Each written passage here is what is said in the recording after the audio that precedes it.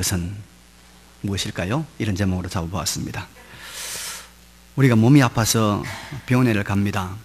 근데 그 병원이 좋은 병원인가 별로 좋지 않은 병원인가를 판단하는 여러 가지 기준이 있겠습니다만은 아마 이거 한 가지로 판단하면은 거의 틀림없을 거예요.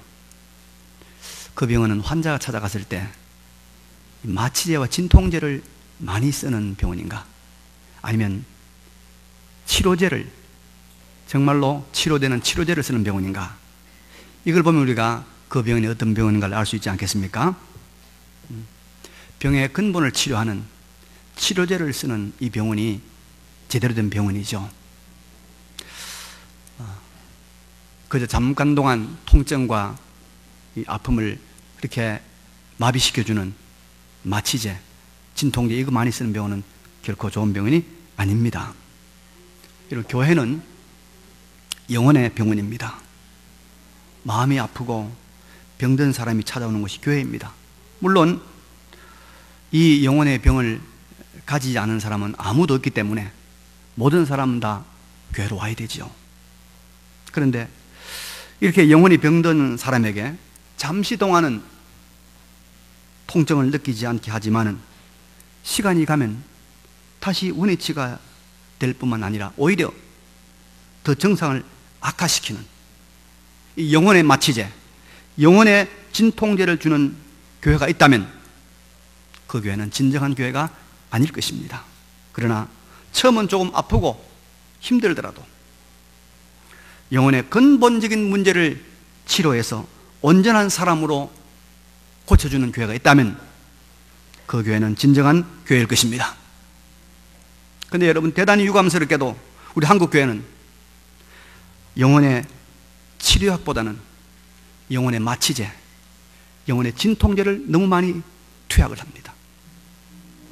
그래서 잠깐 동안은 즐겁고 잠깐 동안은 다 잊어버리고 잠깐 동안은 기쁜데 인생의 근본적인 문제는 해결이 안 됩니다.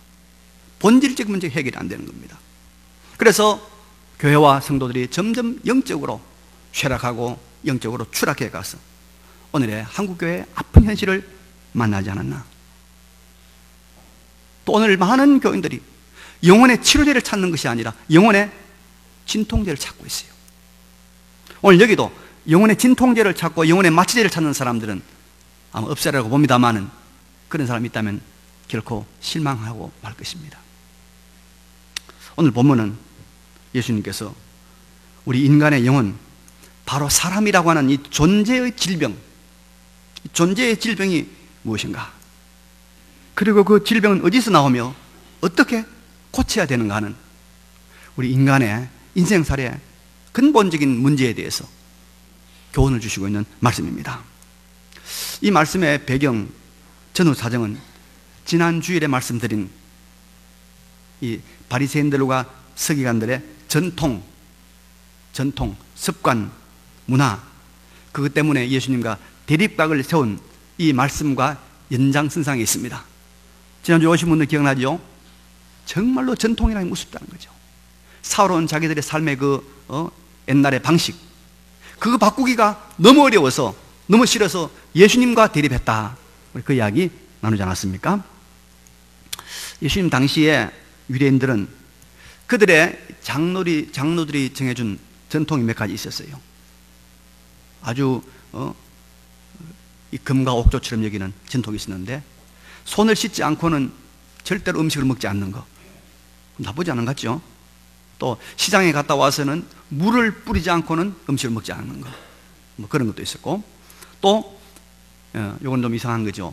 부모님에게 드려가지고 참 좋은 것을 드리기 싫을 때는 고르반, 하나님께 헌물을 딱 선포를 하고는 나중에 자기가 취하는, 이런 하나님의 계명까지도 어기는, 하나님의 계명까지도 무력화시키는 그런 강력한 전통이 있었습니다. 그런데 이런 전통, 자기 나름대로 살아온 어떤 문화, 이것에 대한 집착이 너무 강해서 하나님이 예수님과도 대립각을 세우고 예수님을 십자가에 못 박도록 그렇게 몰고 가는 데까지 나가지 않습니까? 우리가 이 전통에 내 나름대로 살아온 나의 삶의 문화, 이거 잘 심사해 봐야 됩니다. 자, 근데 그들이 그렇게 전통을 고집한 이유가 있었어요. 이유 없는 일들이 있겠습니까? 그게 무엇이냐면, 그들은 자기들의 그런 전통대로 해야만이 사람을, 인간을 깨끗하게 한다라고 생각을 했습니다. 그러니까 씻지 않은 손으로 음식을 먹으면 사람이 더러워진다. 사람이 더러워진다. 사람이 부정하게 된다. 이렇게 생각한 거예요. 아니, 그게 너무 철저하게 있는 거예요. 그래서 예수님이 아니다. 오늘 본문에 말씀하고 있지 않습니까? 사람을 더럽게 하는 것은, 그런 것이 인간을 더럽게 하는 것이 아니다 라고 말씀하고 있습니다. 본문 15절 16절에 보니까 나와 있잖아요. 무엇이든지 밖에서 사람에게 들어가는 것은 능히 사람을 더럽게 하지 못하되 사람 안에서 나오는 것이 사람을 더럽게 하는 것이다, 이렇게 가르치고 있는 것입니다. 자, 그럼 여러분, 여기서 우리가 한 가지 이런 결론을 내려봅시다. 예수님이나 또 예수님과 이 대립했던 바리새인들에는 한 가지 중요하게 생각했던 게 있어요. 공통적으로 중요하게 생각했던 거 뭐죠? 예수님도 그렇고 반대했던 바리새인도 똑같이, 야, 이건 정말 중요하다 생각했던 게 있습니다. 그게 뭡니까? 더러워지는 것. 그죠? 더러워지는. 예수님은 안에서 나오는 것이 더러워진다. 바리새인들은 밖에 들어가는 게 더러워진다. 어쨌든 간에 더러워지지 않아야 되겠다. 인간이 더러워지지 않아야 되겠다. 이거는 예수님도 또 바리새인들도 공통적으로 동의하는 그런 명제입니다. 단지 예수님은 안에서 나오는 것이 인간을 더럽게 한다. 바리새인들은 밖에서 들어가는 게 더럽게 한다. 이렇게 생각했단 말이죠. 그러면 여러분, 우리가 먼저 사람을 더럽게 하는 것이 무엇이기 때문에, 그것이 무엇이기에 그렇게 중요하게 취급되고 있는가, 인간 존재를 더럽히는 것이 얼마나 이게 중요한가, 이 문제를 좀 규명해 보자고요. 구약성경 출애굽기서에 보면은 하나님께 나아가는 대제사장의 그 모습이 나오고 있습니다. 모세가 보여준 모습인데, 대제사장은 에봇이라고 하는 이런 아주 잘 장식된 조끼를 입고 있습니다. 근데 그 조끼 밑에는 에봇 받침옷이라 해가지고 이 하늘색 이렇게 옷을 입고 있습니다. 그리고 또 이제 어깨는 견대를 붙이고요. 그런데 그렇게 옷을 다 차려입고 난 다음엔 가장 중요한 머리에 관을 씁니다. 모자를 써요. 관을 써요. 근데 그 관 머리에다가, 여러분, 관에다가 유일하게 글을 하나 씁니다. 글. 여기다 글. 그 글이 뭐죠? 혹시 아는 분 있습니까? 그 글이 뭐예요? 5자입니다. 여호와께 성결. 여호와 앞에 깨끗하다. 깨끗하다. 그러니까 하나님을 만나러 가는 대제사장이 뭡니까? 이 여호와께 깨끗하다는, 더럽지 않다는 요걸 붙여야 하나님 만나는 거예요. 그리고 이 구약 이스라엘 백성들이 성막에서 하나님 만나잖아요. 성막은 하나님의 집 아닙니까? 하나님. 그러니까 하나님을 만나러 가는 성막이 있고, 그 성막 앞에는 큰 노수로 만든 물통이 있습니다. 물통. 노태아가 있어요. 노태아. 그래서 하나님을 만나러 갈 때는 반드시 이 노태아, 이 물통에서 손을 씻고 발을 씻고 가야 됩니다. 그래 하나님 만나는 거예요. 성결한 거. 그래서 성결한 걸 그렇게 중요시한 거예요. 성결해야만이 하나님을 만나는 거예요. 하나님 만나주는 거예요. 더러우면 하나님 안 만나주는 거예요. 부정하면 하나님 만나지 않는 것입니다.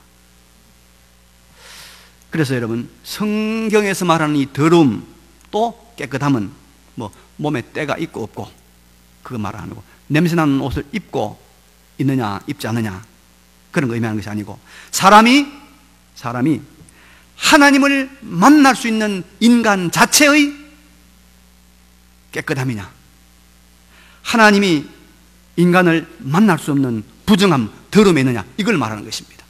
이걸 말하는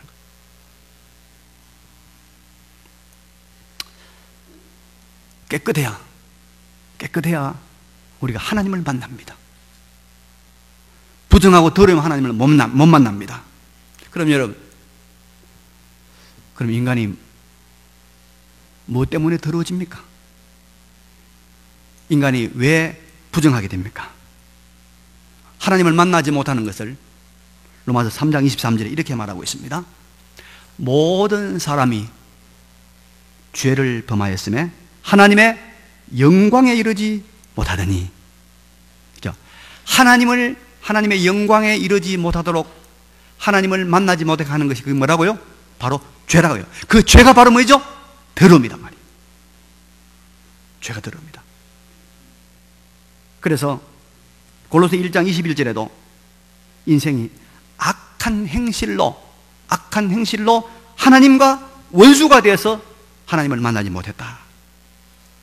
그래서 바로 이 하나님 앞에서의 이 더러움, 인간의 부정은 뭐냐면 죄라는 거예요. 죄. 그래서 오늘 본문을 보십시다. 본문 21절 이하에 등장하는 사람을 더럽게 하는 거 나오잖아요. 사람을 더럽게 하는 건 몇 가지입니까?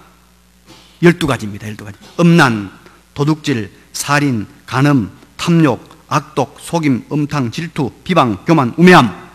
12가지. 12가지가 다 이게 뭐죠? 다른 말로 바꿔 말하면 죄에 속한 것들입니다. 그래서 여러분, 우리가 이것을 명확하게 깨달아야 합니다. 죄가 사람을 어떻게 한다고요? 더럽게 한다. 사람을 더럽게 하는 것은 뭐라고요? 죄다. 죄다. 이것을 깨달아야 우리 인간은 그때부터 치료가 들어가는 거예요. 그때부터 우리는 행복한 인생을 살 수 있는 길이 열리는 겁니다. 그때부터 아름답고 성공적인 인생을 살아갈 수 있는 길이 열리는 거예요. 뭐예요? 죄가, 더러움이 하나님과 우리를 멀게 했다는 거예요. 죄가 우리를 더럽게 했다는 거예요. 죄가 더러운 것이고 더러운 것이 하나님 앞에 나아가지 못하게 하는 것이다. 이 원리를 우리가 동일하고 이 원리를 우리가 깨달아야 인생의 구원운동이 시작된다. 행복이 시작된다. 믿으시기 바랍니다. 믿으시기 바랍니다. 이걸 알아야 돼요. 여러분, 이거 아시나요? 여자들이 신는 굽 높은 신, 하이힐의 유래. 참 재밌더라고요. 그 18세기에 프랑스의 유명한 태양왕이라고 하는 독재왕이 있습니다. 루이 14세라는 사람인데, 이 사람이 지금도 유명한 프랑스의 명소죠. 베르사유 궁전을 지었습니다. 뭐 몇만 명이 동원되고 몇천 명이 들어갈 수 있는 큰 궁전을 지었는데, 이 궁전에 이 사람이 뭘 안 지냐면 공식 화장실이 없어요. 그리고 그 근무하는 사람들이 또 오는 여러 대신들이 보통 문제 아니잖아요. 그러니까 화장실에 올 때 뭘 가져나? 변기를 가져오는 거예요. 변기를. 그 궁전에 올 때 변기를 가져오는 거예요. 변기. 예, 변기 가져옵니다.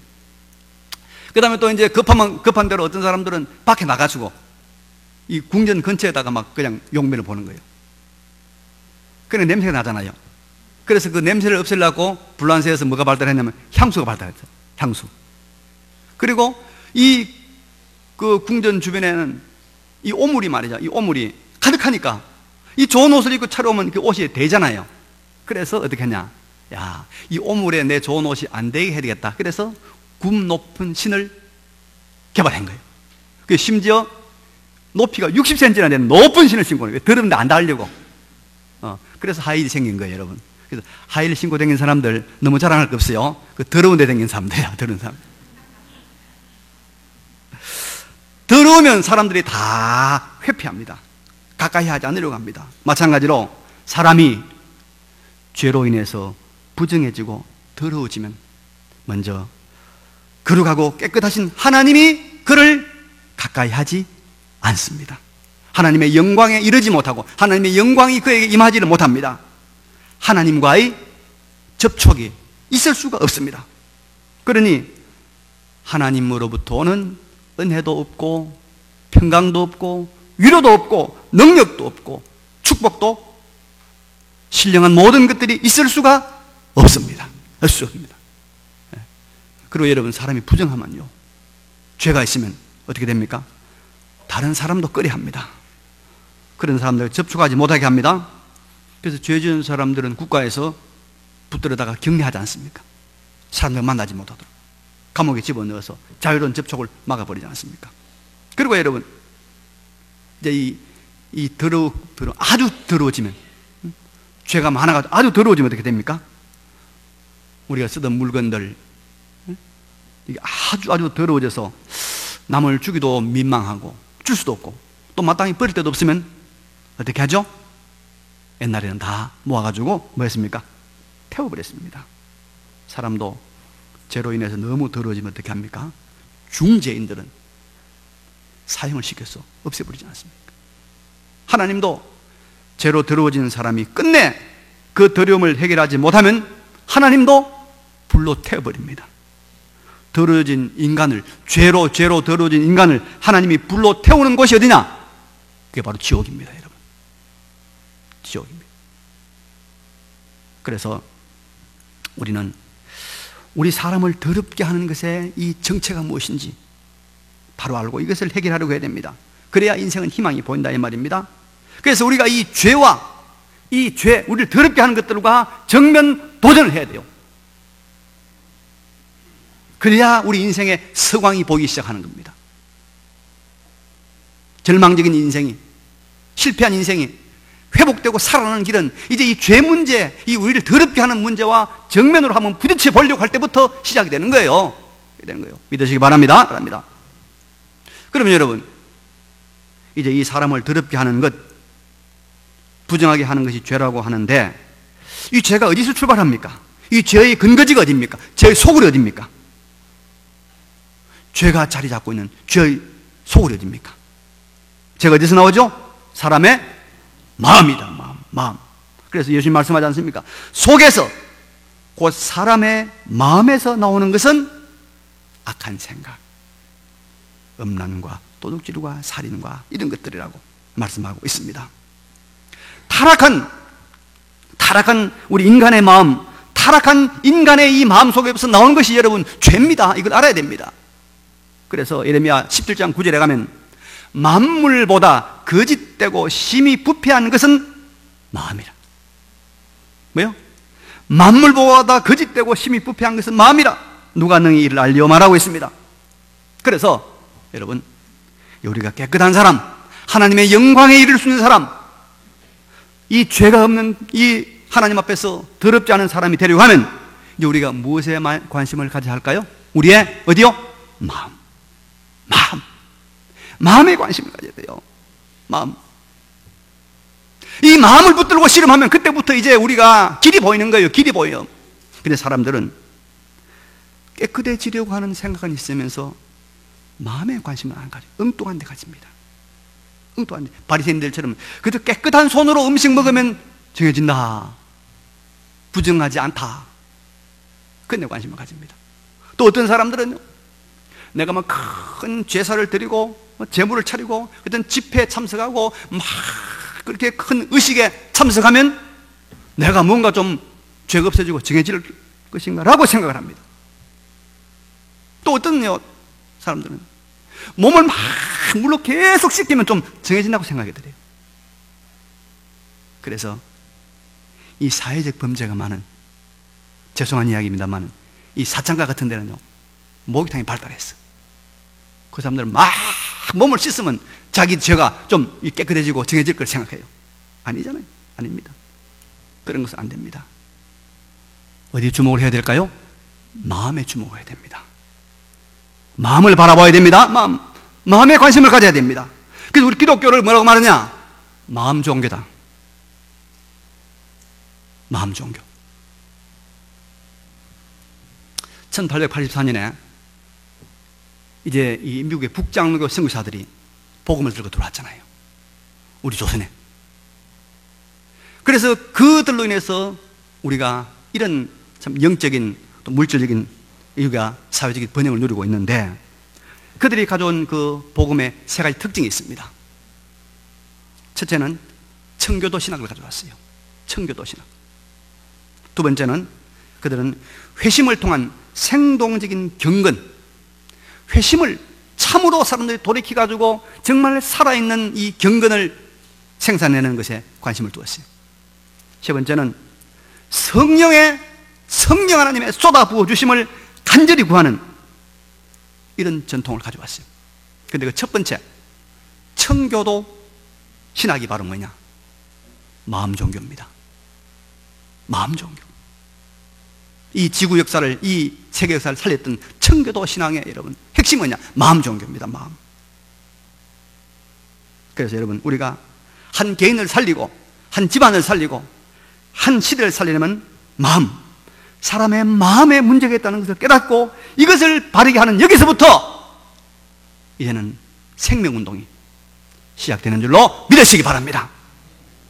자, 우리가 이 지점에서 여기서 우리 마음을 한번 살펴봅시다. 내 마음은 어떤가?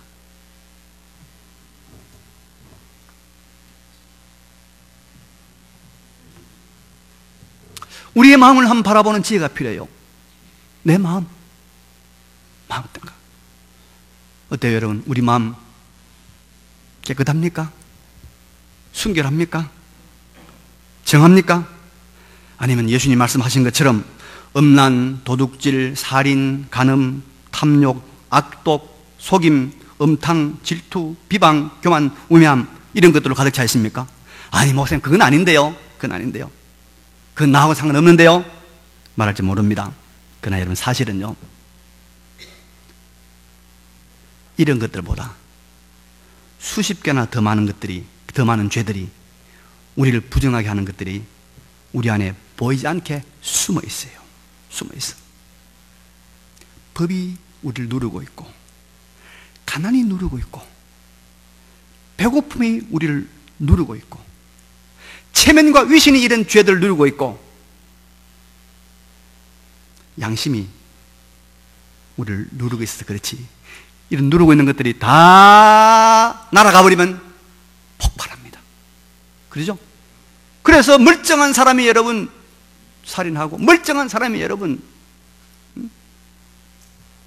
악독해지고, 천사 같은 사람이 탐욕과 간음과 살인으로 흘러가잖아요. 우리 속에 숨어 있는 거예요.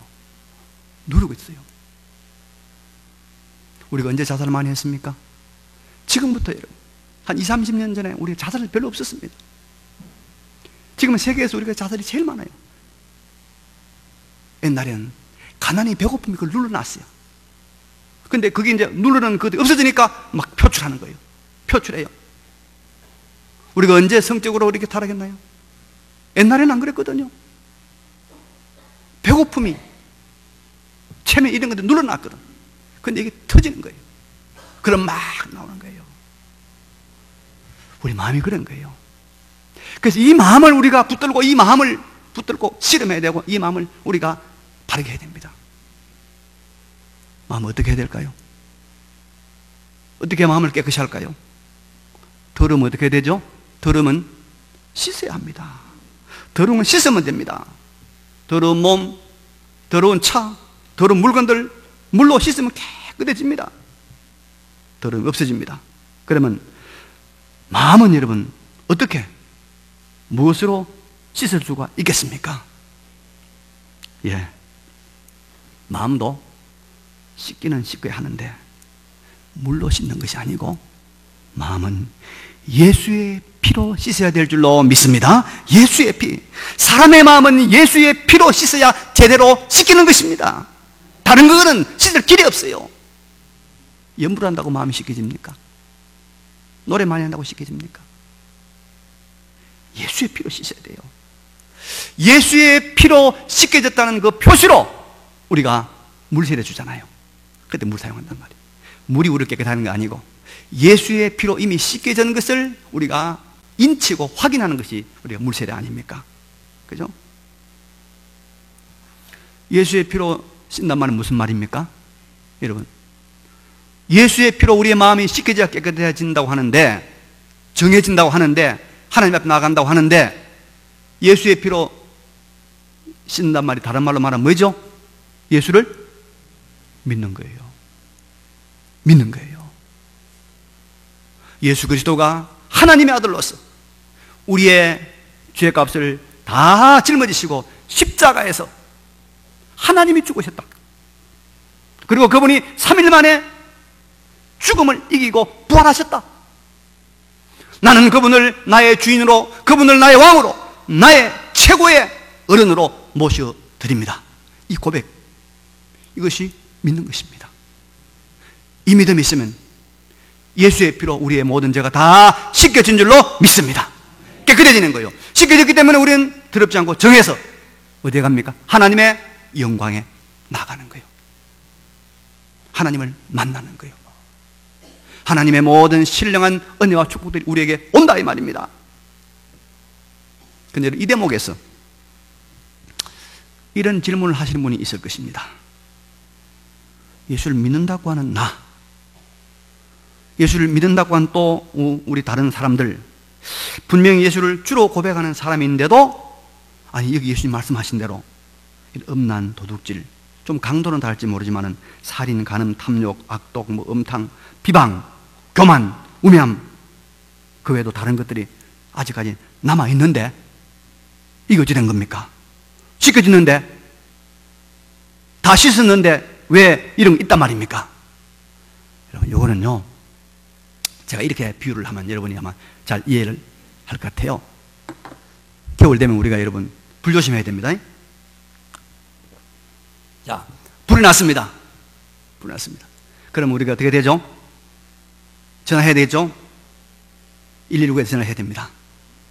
119에 전화를 해가지고 이제 불자동차가 와서 막 물을 뿌리댑니다. 물을 뿌려가지고 불자동차가 물을 막 뿌리니까 그 불이 오면 잡혔어요. 다 꺼졌어요. 이제. 다 꺼지고 불자동차는 갔어요. 갔는데 어때요? 갔는데 보니까 곳곳에 연기가 모락모락 올라와요. 또 곳곳에 보니까 빨간 불꽃이 있어요. 이걸 뭐라고 그러죠? 잔불. 요 잔불은 불자동차가 꺼주지 않고 그냥 가죠. 그럼 뭐라고 합니까? 요거는 당신이 끄시오. 그러죠? 살살 댕기면서 고개 아주 안 탄 거 있거든 건져내고 당신이 끄시오. 그래 말합니다. 여러분, 예수 믿는 자 안에 있는, 믿는 자 안에는 아직까지 남아있는 요 우리의 죄들, 교만, 비방, 질투, 음란, 이런 것들은 바로 잔불과 같아요. 잔불. 요거는 하나님께서 우리로 하여금 우리 스스로 처리해라. 성령 의지하고 하나님 말씀 순종하는 가운데 우리 스스로 처리해라. 그것 때문에 더 이상 타지는 않는다. 그게 우리 믿는 자 안에 남아있는 것들입니다. 믿는 자 안에 남아있는 것. 그죠? 그래서 우리에게는 아주까지 뭐입니까? 잔불의 음란이 있어요. 조심해야 돼요. 잔불도 손댑니다. 잔불도 잘못하면 우리가 큰 낭패를 당합니다. 잔불의 비방이 남아있어요. 잔불의 교만이 남아있어요. 잔불의 어리석음이 남아있어요. 잔불의 도둑질이 남아있어요. 그래서 우리가 이 잔불을 끄는 싸움을 가리켜서 뭐라고 합니까? 이것을 영적 싸움이다. 영적 전쟁이라고 말합니다. 이런 성도가 하는 이런 죄와의 싸우는 이 영적 전쟁은 여러분 마치 이런 것 같아요. 뱀하고 싸우는데 뱀이 왔어요. 그런데 옆에 있는 분이 칼을 딱 빼가지고 뱀 목을 탁 쳤어. 목이 떨어져 나갔어요. 그러면 목이 떨어져 나간 뱀도 여러분 어때요? 예? 졸지 말아요. 왜 자꾸 졸아요? 이 존난 이야기 안 해야 되는데.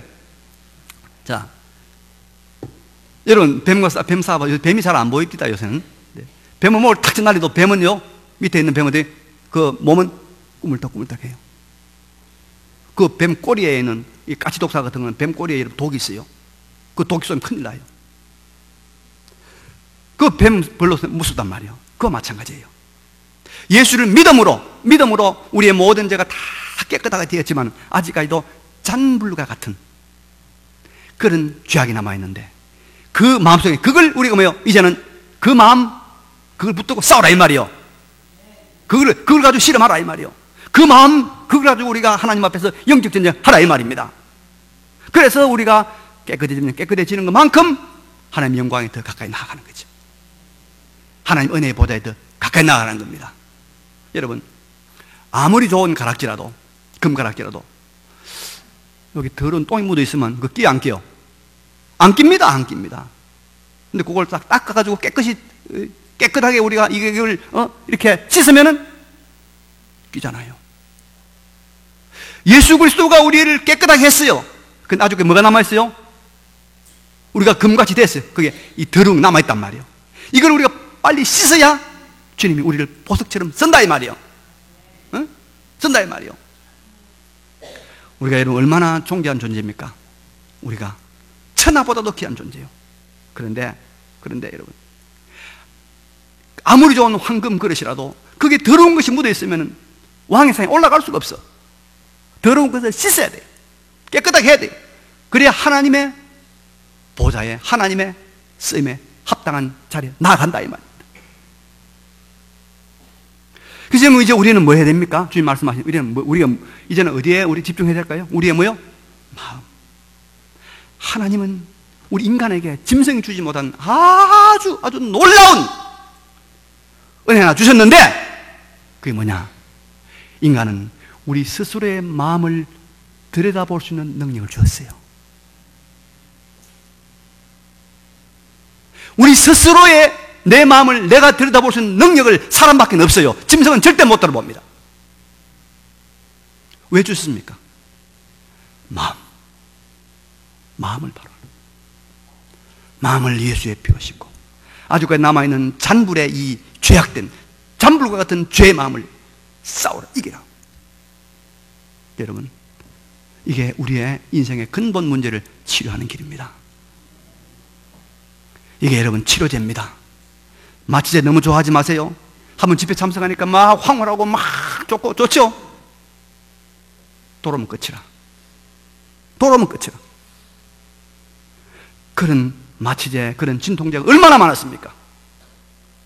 그러지 말고 이제는 우리 마음을 붙들고 하나님의 성령의 도움 받아가지고 하나님 말씀으로 우리의 마음을 하나님 앞에서 정하게 바르게 함으로써 하나님 앞에 보석처럼, 하나님 앞에 진주처럼 쓰임받는 여러분 되시기를 간절히 바랍니다. 이 말씀 기억하시면서 잠시 통성으로 기도합시다. 기도하겠습니다. 그리고 하신 우리 아버지, 전능하신 우리 아버지 하나님, 오늘도 우리